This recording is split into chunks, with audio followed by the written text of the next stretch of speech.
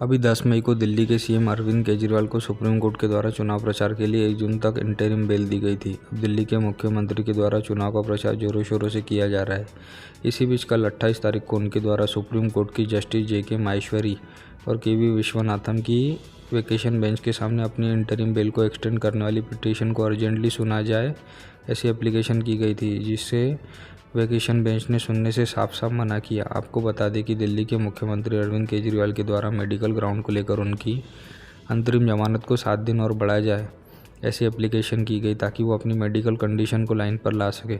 उनके द्वारा यह भी तर्क दिया गया कि चुनाव के कारण उनको दिल्ली में और देश के विभिन्न भागों में ट्रैवल करना पड़ रहा है और उनको कोर्ट के द्वारा बहुत ही कम समय के लिए इंटरिम बेल दी गई है, जिसमें से उनका पूरा समय चुनाव प्रचार में ही निकल गया। उनको अपने स्वास्थ्य के ऊपर ध्यान रखने का मौका ही नहीं मिला। तो इस पर वेकेशन बेंच के द्वारा यह कहा गया है कि जब आपको कोर्ट के द्वारा इंटरिम बेल दी गई थी तभी आपको ये सारी बातें कोर्ट को बताना चाहिए था।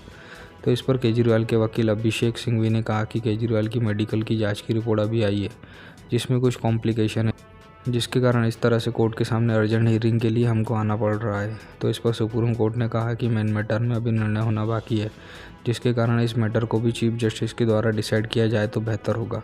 तो यह कहते हुए बेंच ने यह मैटर CJI DY चंद्रचूड़ के सामने लिस्ट कर दिया।